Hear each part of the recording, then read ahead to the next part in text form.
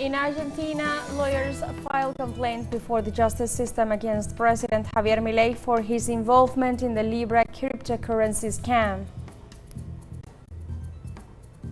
In the Democratic Republic of the Congo, the national government confirms the entry of M23 rebels and their Rwandan allies into key territories in North and South Kivu. And Russia and the United States agreed on the need to resume talks and address the situation in Ukraine and the Middle East.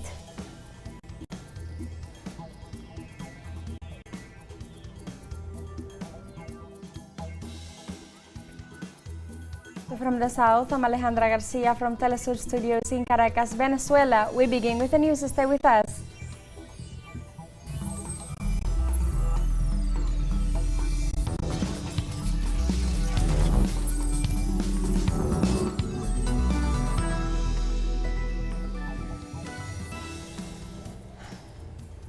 Argentina's justice system has confirmed the reception of criminal complaints against the nation's president Javier Milei, accusing him of being part of a cryptocurrency scam that has become a global scandal.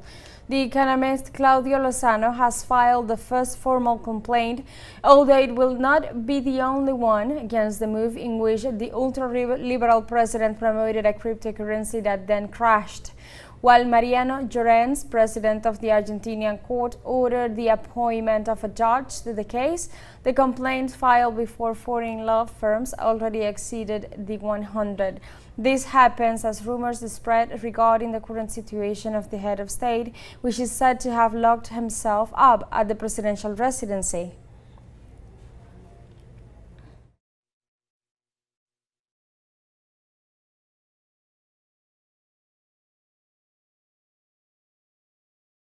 And similar industries of Panama, Sontrax, accused the nation's government of endorsing abuses and violations against the members of the union arrested after protesting for their rights. The 83 workers were provisionally detained after the violent intervention of the police in a demonstration they held against the bill to reform the Social Security Fund. The union's defense also denounced the absence of separation of powers and warranties for workers and accused the country's president, José Raúl Molina, of directing the whole operation. They also denounced the move as a political trial that undermines the rule of law in the country.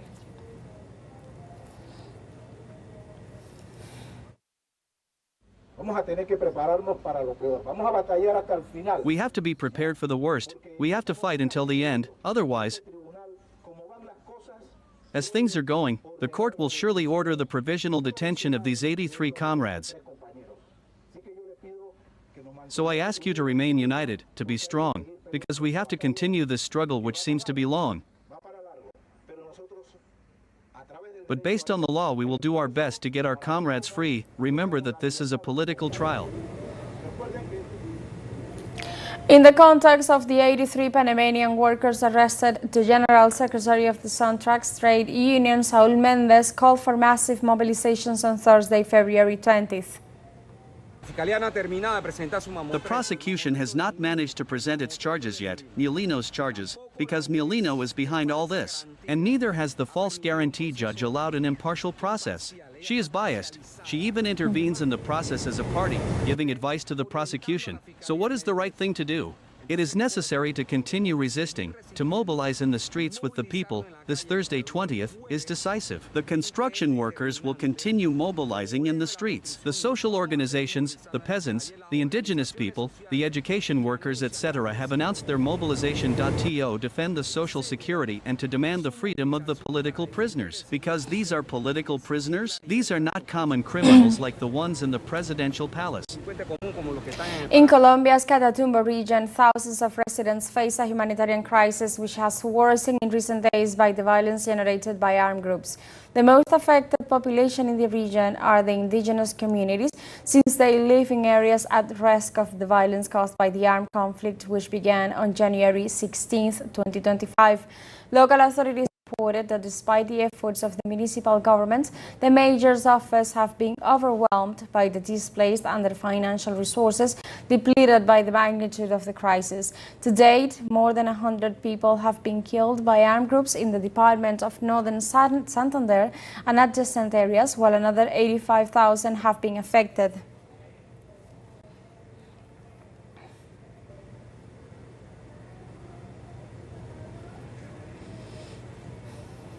On Sunday, a soldier of the Haitian Armed Forces and two officers of the 40 Protected Air Security Brigade were killed after an attack by members of armed criminal groups in the municipality of Kenskoff. During this new attack, houses were set on fire and the national police arrested members of the armed group. The spokesman of the police force, Lionel Lazare, reported that new law enforcement personnel have already regained control of the area where the radio antennas are located in the metropolitan region of the Haitian capital. Armed groups want to gain control of the area in order to take off the air some media outlets that are hostile to them and to extort money from the owners.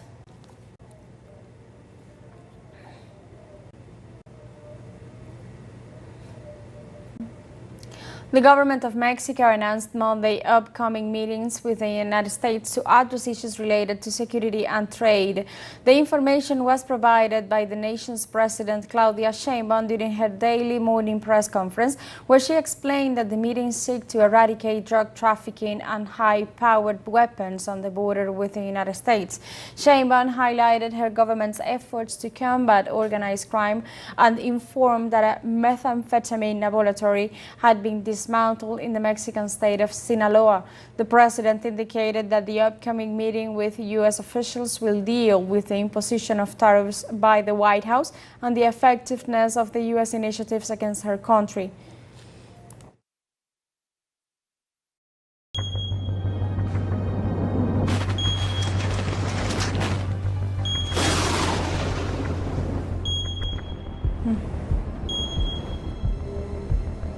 A 5.1 magnitude earthquake was registered during the early hours of Monday in the state of Oaxaca in southern Mexico.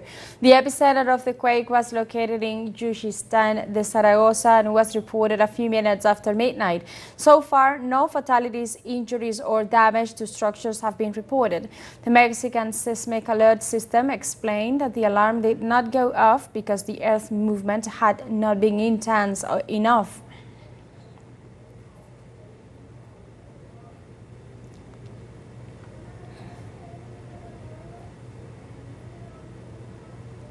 On Monday, Chilean authorities ordered the closure of national parks in the Los Lagos region, which are threatened by forest fires spreading from neighboring Argentina. The fire started in the Rio Negro province and could reach Chile during this day due to strong wind. Authorities began to organize an emergency plan for the eventual containment of the flames. Chile's National Forest Corporation informed that the fire could enter through Cochamo, a border town in the south of Chile, which stands out for its vegetation, natural landscapes, camping sites and tourist areas. The fire started on January 30th in Argentina and has already consumed more than 4,000 hectares of vegetation.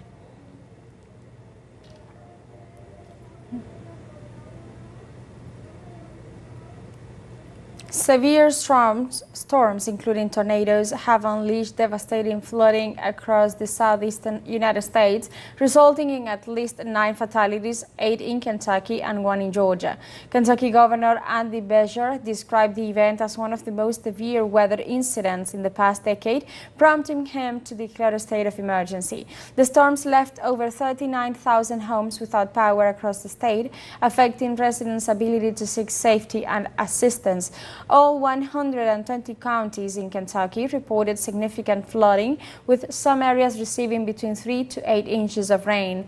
Emergency teams have conducted over 1,000 rescues as they respond to the crisis. The situation is particularly dire in eastern Kentucky, which is still recovering from devastating floods in 2022.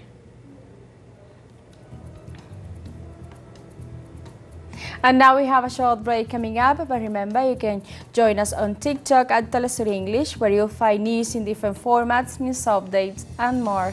We'll be right back. Stay with us.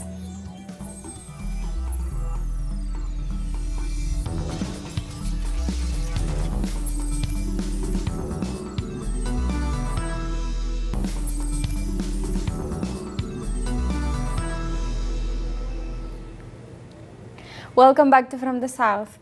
In the Democratic Republic of the Congo, insecurity worsens in the east. The national government confirms the entry of M23 rebels and the Rwandan allies into key territories in North and South Kivu. An official government statement did not clarify if the rebels remain in the invaded areas. It only said that they are observing the situation. M23 leaders confirmed that they are in control of cities such as Goma and large areas of North and South Kivu.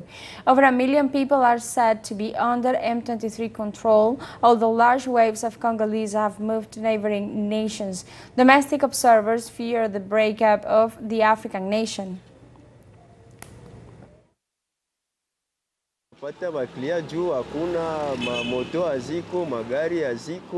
We are getting customers because there aren't many taxis or vehicles. We are told it is because fuel stations are closed. We are still using the fuel reserve that we had. We are not afraid now, but the fear is still there, but we see the people moving about little by little. Togo's Electoral Commission has announced the provisional results of the senatorial elections, giving the ruling party 31 of the 54 seats. Dago Jabre, president of the National Independent Electoral Commission, said that 1,723 of the 1,949 municipal and regional councillors eligible to vote had done so. These elections mark the final stage in the drafting of a new constitution promoted by the current president Faure Gnassingbe and largely boycotted by the opposition, which criticizes the changes. That this new constitution could allow the president to circumvent term limits.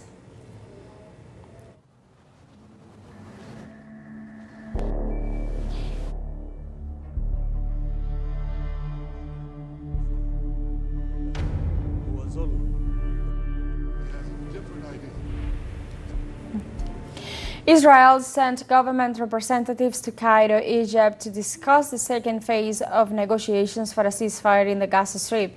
Israeli media said that the Egyptian government will mediate between Hamas and Tel Aviv to deal with the hostage exchange. They also detailed that after the meeting, Cairo will receive the new directives from the Israeli side to negotiate this second agreement. Since the ceasefire came into effect, dozens of Palestinians were released, while Hamas released 70 of the 251 Israeli hostages.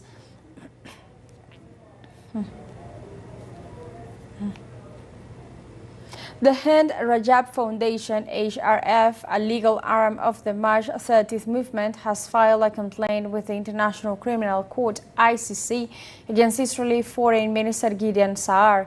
The foundation accuses Saar of war crimes and crimes against humanity in connection with Israel's military actions in Gaza since October 7, 2023, alleging that he is complicit with Prime Minister Netanyahu in the mass displacement, starvation and persecution of Palestine. With Saar's planned visit to Brussels on February 18th, the HRF urges Belgium to stop him and cooperate with the ICC, citing Belgium's obligations as a signatory to the Rome Statute. The HRF is named after Hind Rajab, a 5-year-old Palestinian girl killed by Israeli forces.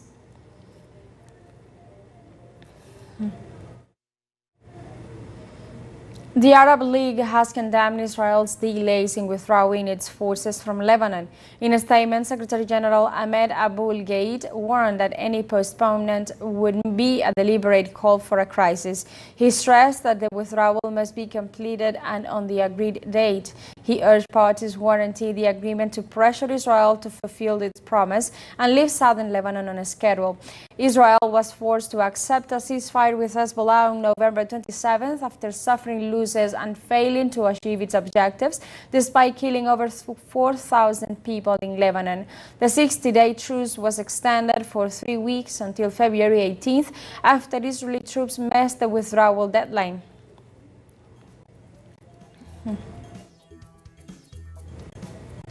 And we have a second short break coming up before we invite you to visit our YouTube channel at teleSUR English. There you'll be able to rewatch our interviews, top stories, special broadcastings and more. Hit the subscribe button and activate the notification bell to stay up to date on the world's most recent events. Final short break, don't go away.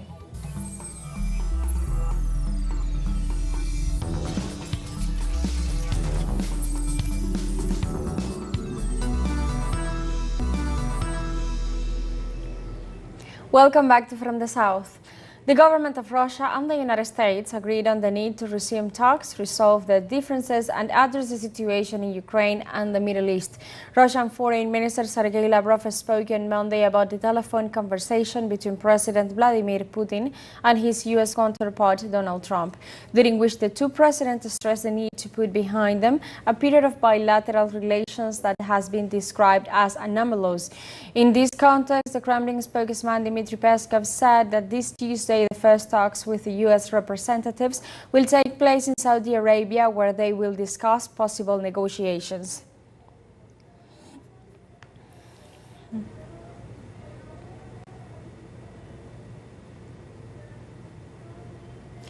Ukraine's President Volodymyr Zelensky had already announced his decision not to attend the meeting. He made it clear that he demands European involvement and does not want to enter into negotiations before determining what security warranties the United States and its allies are prepared to offer to ensure that the ceasefire is not violated.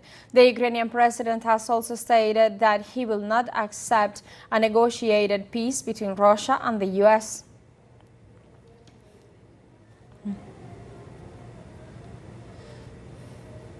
In this context, the U.S. Congress ramps up pressure on Ukraine over military aid payments.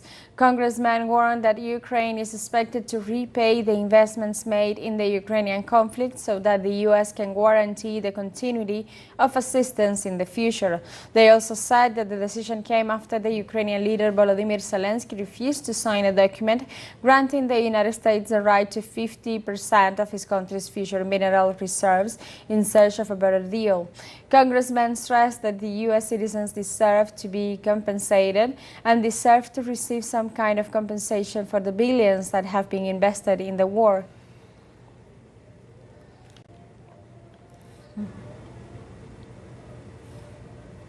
Meanwhile, the British Prime Minister says he's prepared to send troops to Kyiv.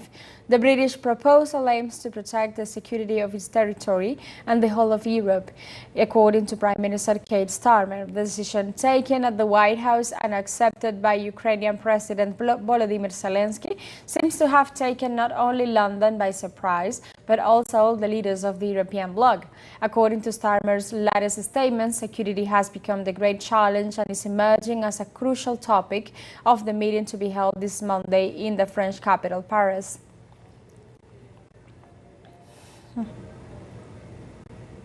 And Spain said Monday it was too soon to discuss sending its troops to war-torn Ukraine as part of any potential peacekeeping force after Britain declared it was ready for such a move. It is too soon at the moment to talk about deploying troops in Ukraine. There is no peace at the moment, and the effort has to be to achieve it as soon as possible, making it clear that we, Europeans, have always wanted peace. Whenever there is talk of any kind of deployment of forces, we have to consider what the mission is, who can make it up, under what flag, with what mandate. So it is legitimate to have this debate in these moments if it brings us closer to peace. But for having a serious debate on that, there are still a lot of hypotheses, and the first one is when we will be able to truly talk about a fair and durable peace. In Germany, the 66th Munich Security Conference closed on a sore note for Europeans. Forum Chairman Christoph Husegin described it as a nightmare for Europe and closed the conference in tears. The presence of the U.S. Vice President James D. Vance especially upset the Germans. Both Chancellor Olaf Scholz and Vice Chancellor Robert Habeck condemned the U.S. support for pro-Nazi parties and organizations in Germany. The president of the Munich conference went further and said that the Trump administration lives on a different planet and assured that after the Vance conference the forum may no longer be a transatlantic initiative because there are no longer common values between Europe and the United States.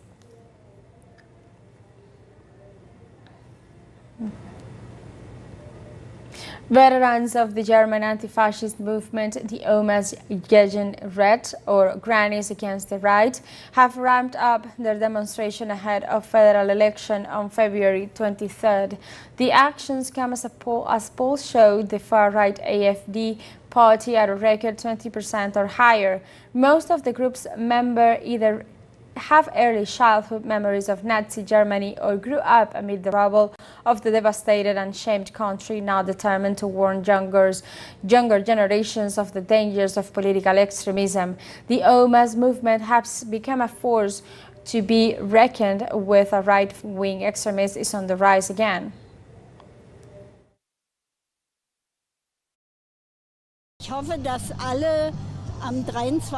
I hope that everyone will vote for a Democratic Party on the 23rd. But I also find it very important to criticize the Democratic parties.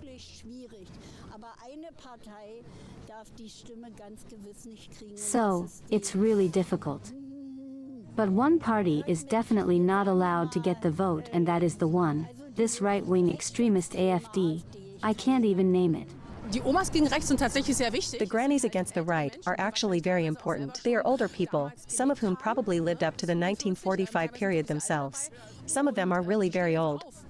And they simply stand up for human rights, against racism, against discrimination, against hatred. And I think that's very important and very supportive.